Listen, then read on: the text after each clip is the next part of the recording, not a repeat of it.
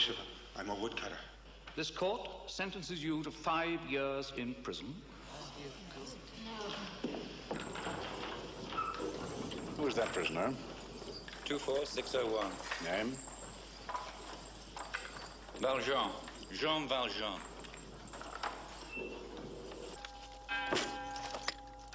It is the decision of the military tribunal that 5 years be added to your sentence. I am requested by law to inquire if you have anything to say on your behalf.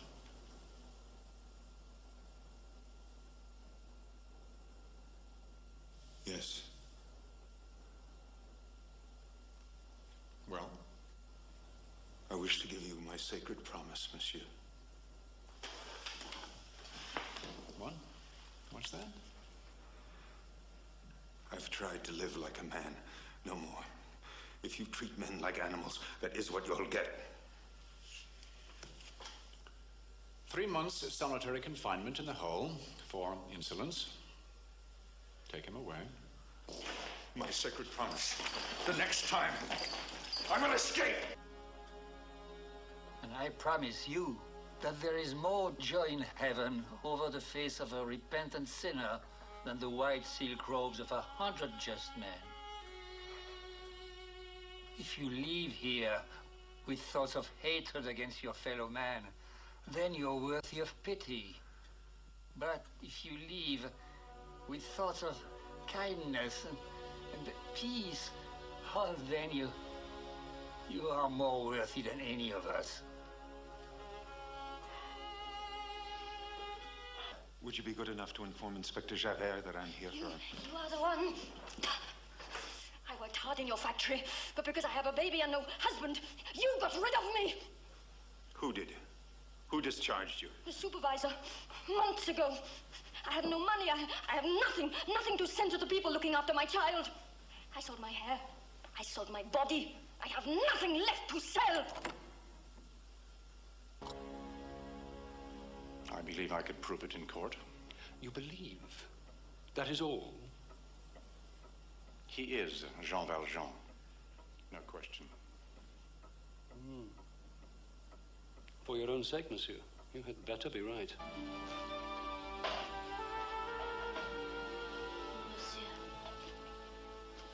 Monsieur, forgive me.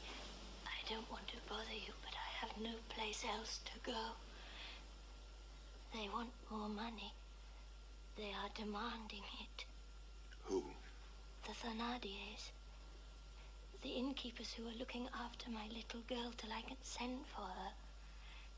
They now tell me she is very ill and they must have money for medicine. What am I to do? We shall send them a note, and we shall send them money, and ask them to bring the child at once. I know what you want. Then make haste. I said come with me. Monsieur le Maire? There is no Monsieur le Maire in this room. There is only a scoundrel. Inspector. Monsieur the inspector now. A word in private. What's that? Please. Speak up. People talk aloud to me.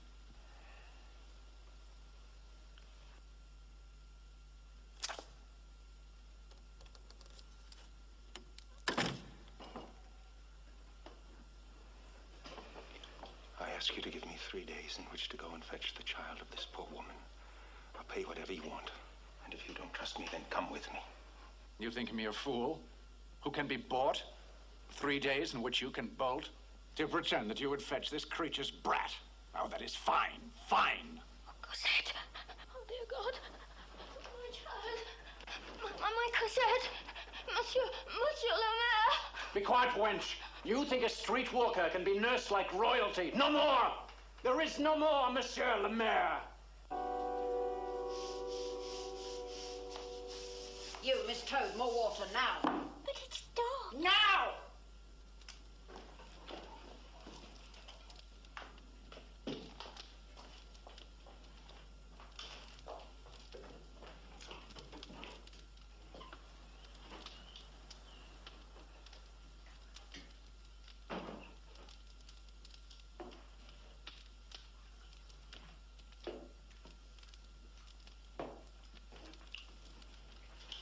You wish lodging for the night, monsieur? No, I would like to speak to your husband, madame. About what? About the child you have living with you, Cosette. What has she done now?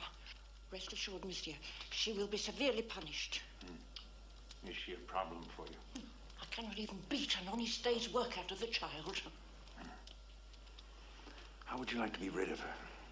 May I be of some assistance, monsieur?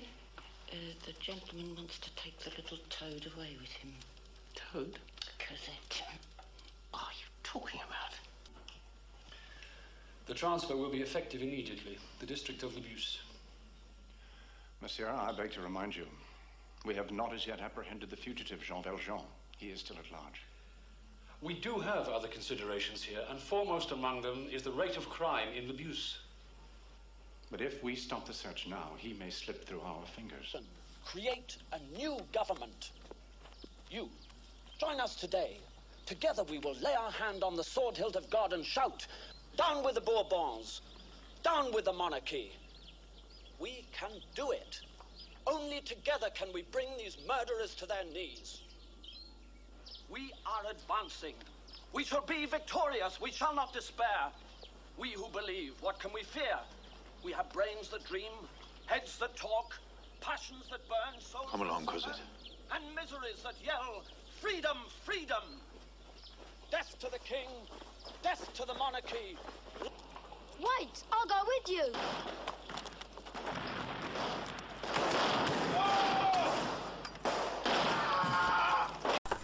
Hello guys, this is Dr. Amir here again with you, and today I'm going to do a book review. And you must have seen this clip. Pretty exciting. It's got everything that a movie should have. It's got crime, it's got punishment, it has got humanity, it's got being disgruntled from humanity, anger towards humanity, but it's also got forgiveness, it's got prostitution, child abuse, cruelty, forgiveness again, love, romance, uprising against despots, and what not. It's a kind of a detective novel, a romantic novel, a social novel, everything combined in one. No wonder Les Miserables, a 150 years old novel, is still considered amongst the top 10 novels ever written.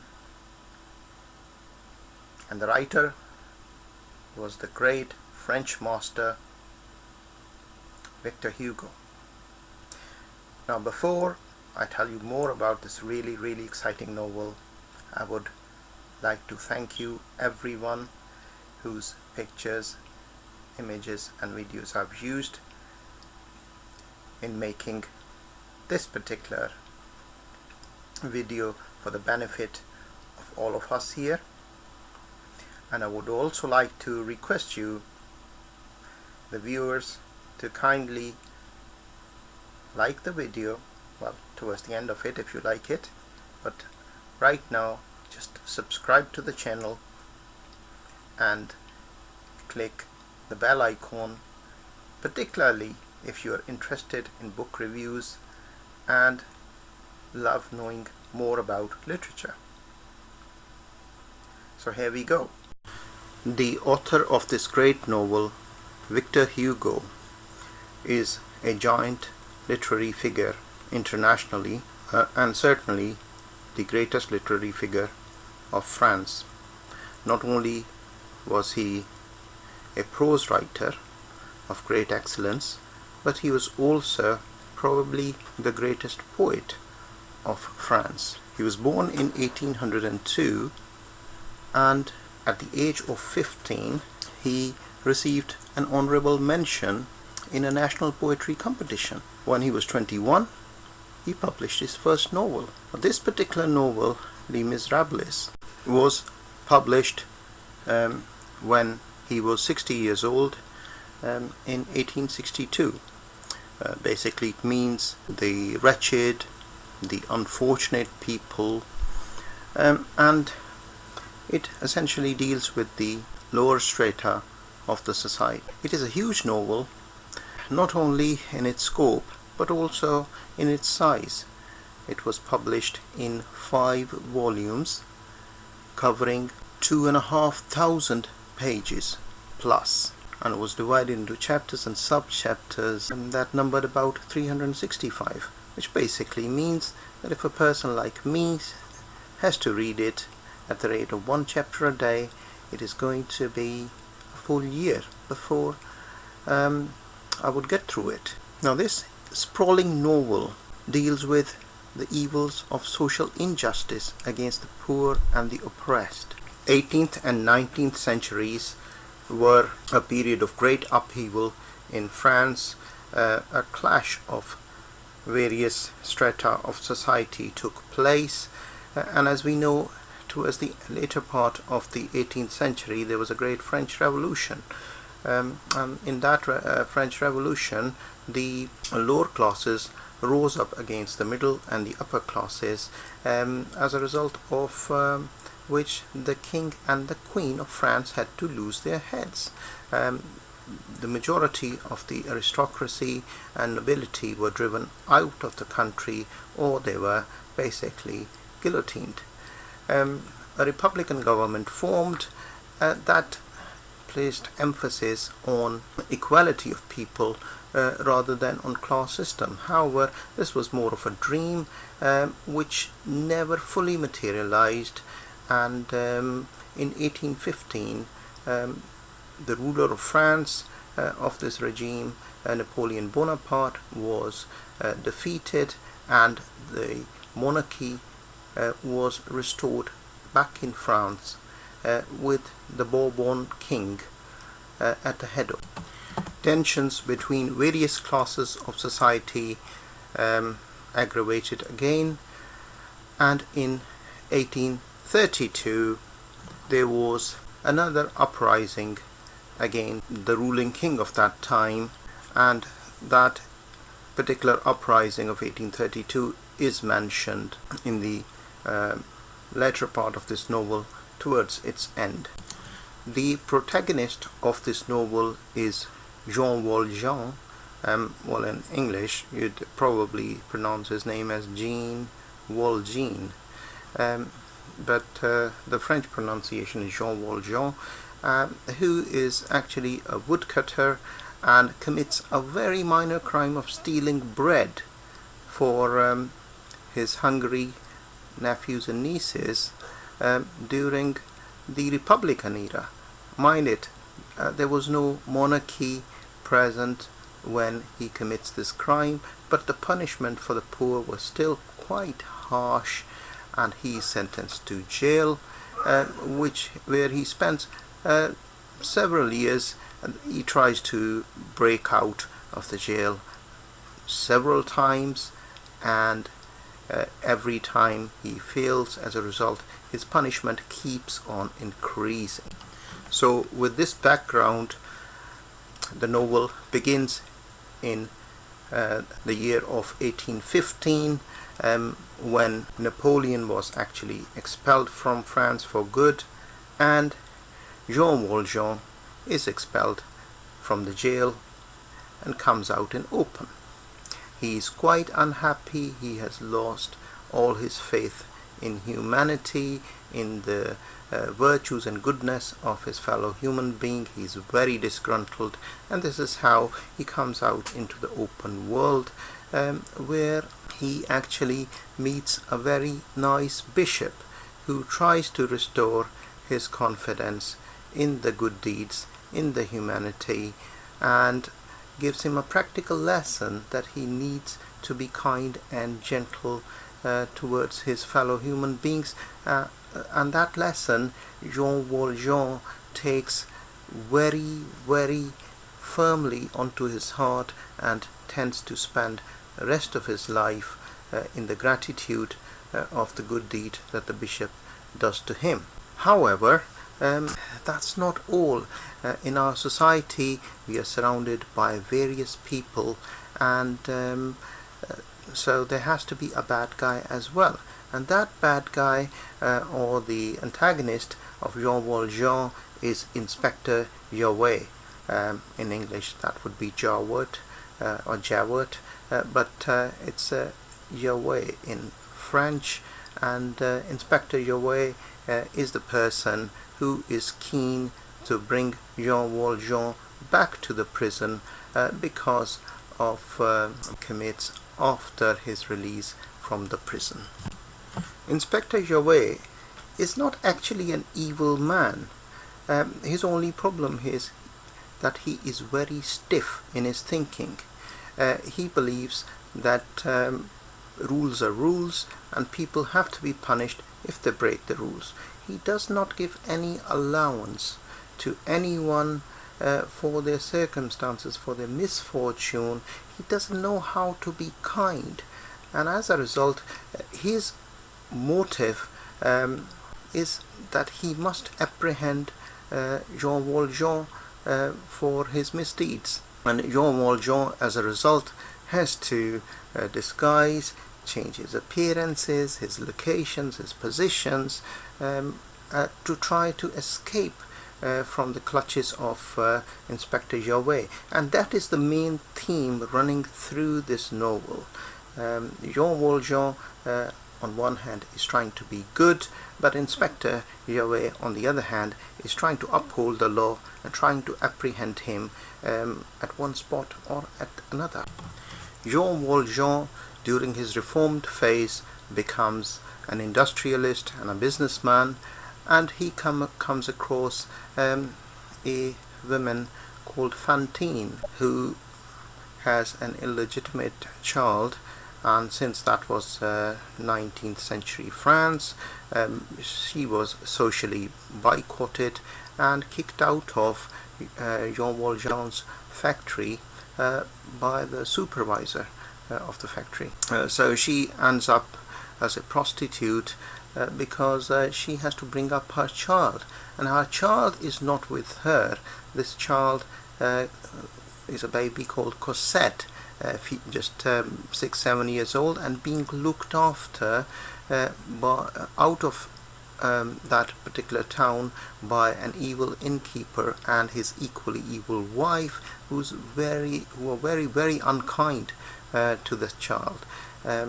So it is desire of Fantine to somehow get that child back, because she has to pay those innkeepers quite a hefty amount, and she simply can't afford it. Jean Valjean eventually does manage to save Cosette from the clutches of the evil innkeepers Thénardiers, and tries to bring the child up as his own daughter, while at the same time trying to evade the clutches of Inspector Javert. That is thus another subplot going on there, the rescue of Cosette. Cosette grows up to be a lovely, beautiful girl, and in her teenage years, another character, Marius, who is from a noble family, comes into the picture, and he falls in love with Cosette, while at the same time being in love with the idea that there should be another revolution against the monarchy for the well-being of the people of France. So the love and romance and the revolutionary ideas are going side by side. I don't want to spoil your enjoyment of reading this novel yourself by giving too much away here, but these are the main characters in this novel, and this is how the plot progresses. So if you want to know whether Inspector Javert succeeds or not, whether Cosette and Marius do come together and eventually marry, whether Thénardier is punished or not, for all these things, well, I suggest you read the novel. Like every great novel, this novel too has a main plot along with numerous subplots, and the author handles them very well. There are multiple themes running through these plots and subplots, but the main theme that we encounter throughout the length of the novel is injustice of the society towards the weak and disadvantaged people, and how by employing their spirit, their willpower, and their good intentions, they are able to overcome them. And the main protagonist, Jean Valjean, who moves from a petty criminal, basically he isn't a criminal, he just steals bread to feed his hungry nieces and nephews, and thus becomes a criminal and becomes a person who's abandoned by the society regardless of his circumstances. And this leads to the great bitterness he experiences, and that bitterness kind of envelops all of his body, his mind, all of him. But through the goodness of the bishop, he takes a turn in his life. His belief in the humanity is restored, and then despite all the obstacles that he faces, he tries to improve his life and the life of the people around him. Then we have a theme of helplessness running in the form of Fantine, who's abandoned by her lover and essentially has a child to look after. She's completely shunned by the society. She dies in a state of despair, but eventually her daughter is rescued. Then we have got Javert.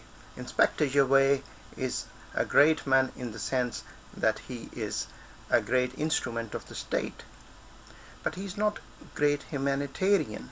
He believes that law overrules all different circumstances, and he tries to judge people by the blind spirit of law without looking at their particular circumstances. For him, upholding the law is everything, and for this reason he's after anyone who breaks the law. But that really is not the best way forward, as we can see as the novel progresses. Even a stiff person like Inspector Javert does have conscience, and that starts to fight with him.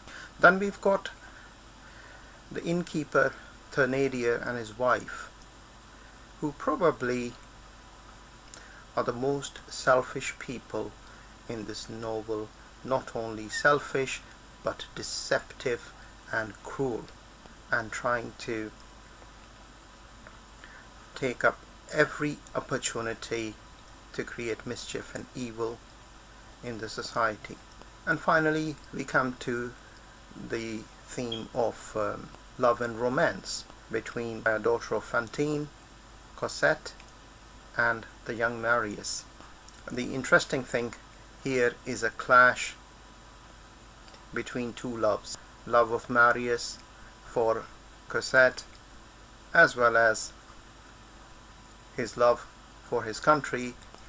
He wants to change the system. He wants to change it for better, even though it might cost him his own life. And that sense of patriotism is another strong theme in this novel.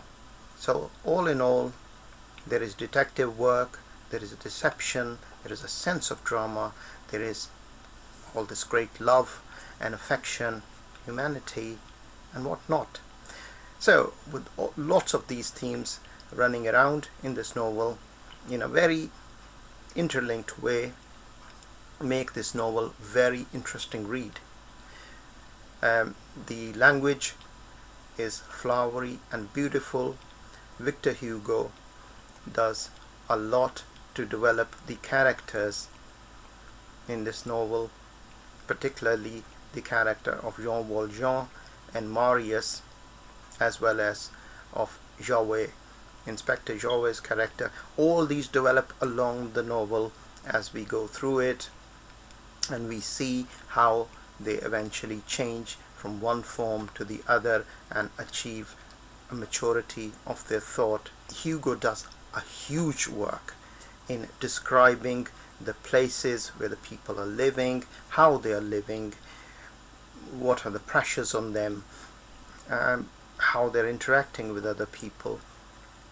His description is great, the language is lovely, it's a pleasure and joy to read.